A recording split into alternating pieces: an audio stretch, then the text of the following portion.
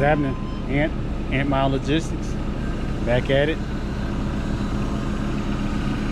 About to do a little work over here at the yard. Do a little bit of unboxing at the same time.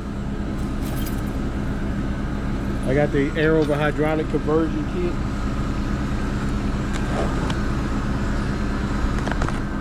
And that's for the car haulers.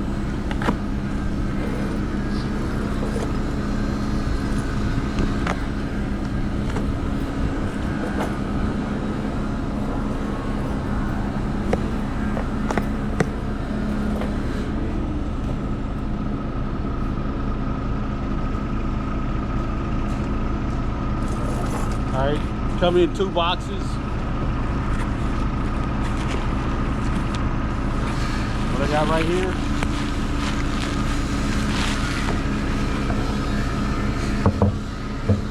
This is master cylinder.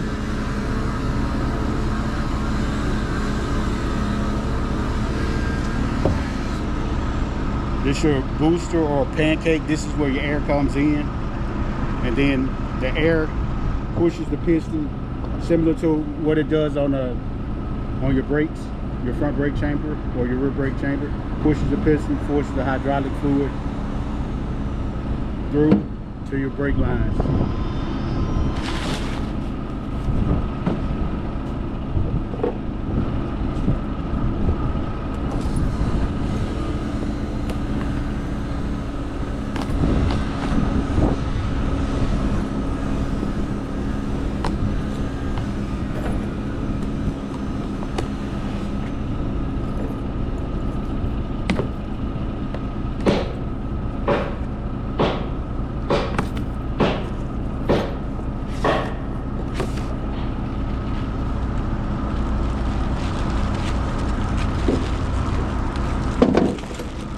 Here you got all your hardware,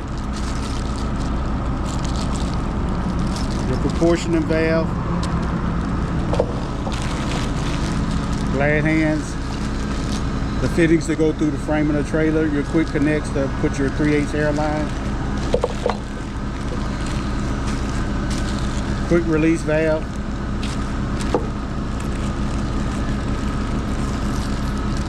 fittings for the air tank, your drain, your little rubber pads that go between the frame, the tank and the metal, all your bolts to mount that.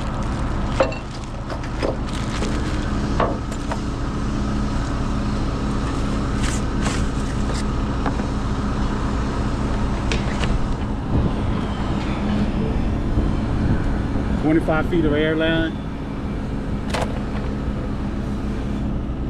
I ordered a 100-foot roll off of Amazon because the trailer's freaking 53 feet long, so you got to run 2 airlines, so you know you need more than 25 feet unless you lengthen your brake line and run your steel brake line up further, which I don't plan on doing that.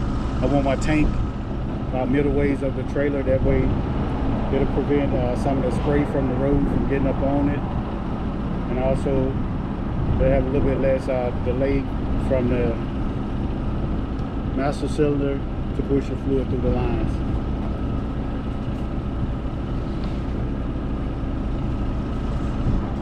Got your air tank, pretty much the same one that's on this trailer for my lift axles, exact same tank. So there you have it. Now this kit, you can get it a couple different ways. It's based off of whether you have 3 axles, 2 axle, 1 axle, and then the kit is also different if you have a Dexter or a Kodiak, and that's just so you can hook up your different brake lines to the master cylinder. That's if you're doing a full conversion from electric to hydraulic. Well,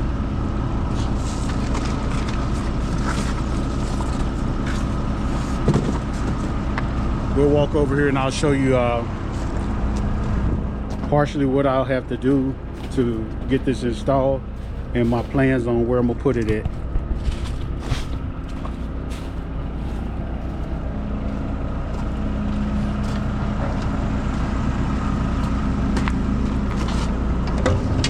right, so with this new kit, I'll get rid of the battery, and I'll get rid of this pump, this electric over hydraulic pump, and I'll just be using the brake lines.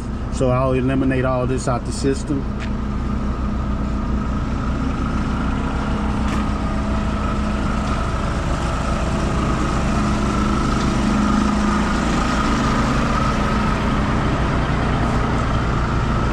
So I've already fixed the wiring up here. I just gotta come back and cover it up with some shrink or some insulated tape. I'll drill a hole here, put the red glad handle, put the blue one over here.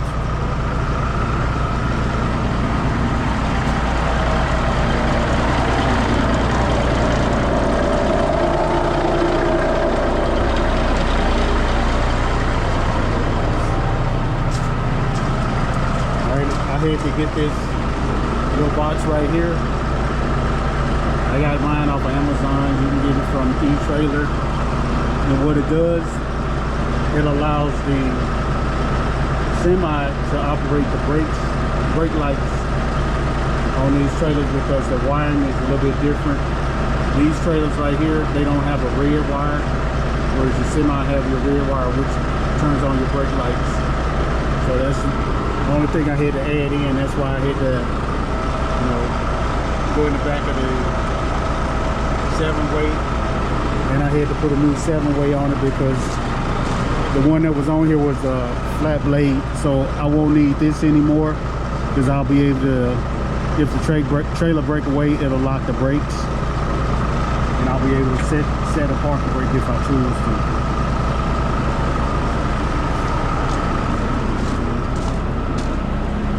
So what I'll do is, you can kind of see where the wiring harness go back for the lights, or maybe that's the breakaway. That's the breakaway, I think. So I'll follow that same route down.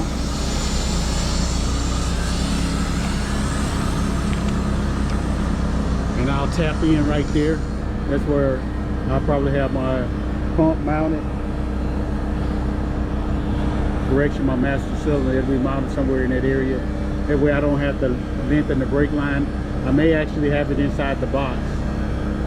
So I'm gonna look at that, possibly putting it inside the box, because there's enough storage on this trailer for these straps already with the 4 boxes.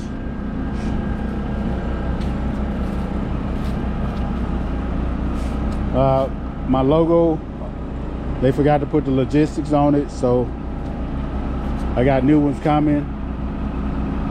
Actually just the logistics, and I'll put that in. And hey, this is the auto division of Ant Mound Logistics. So hey, we're making moves over here. Small steps at a time. So with the flip outs, will work on the Freightliner and the Peterbilt. So I'll be able to get 3, maybe 4 on it.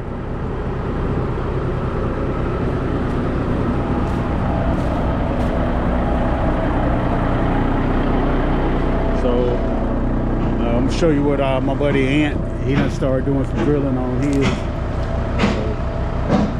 This is the part that he drilled and put the glad hand on.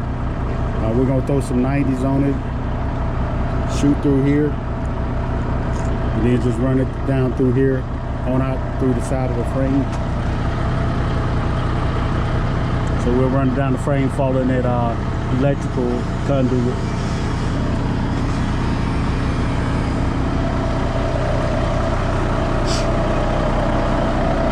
Well, I got the peak warming up so I can pull up out this daggone mud hole, because they won't bring no gravel over here.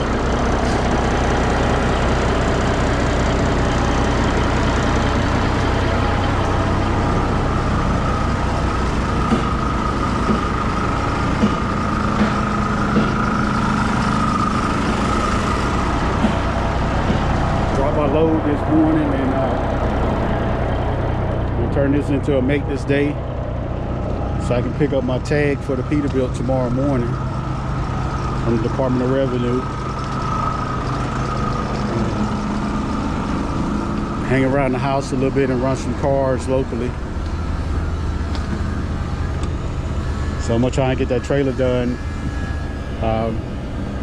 within the next 2 days. Well, hey, here's the kit in a nutshell. Once again, your air tank, quick release valve, hardware to mount the air tank,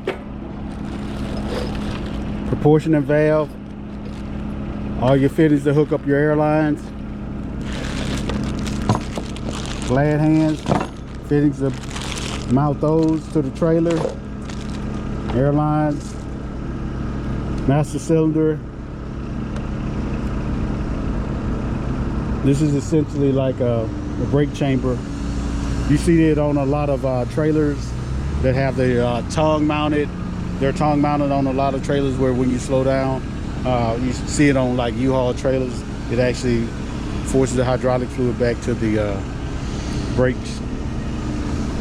Well, I'm gonna go ahead and get to work. Just like always, Ant Mile Logistics. I'm out.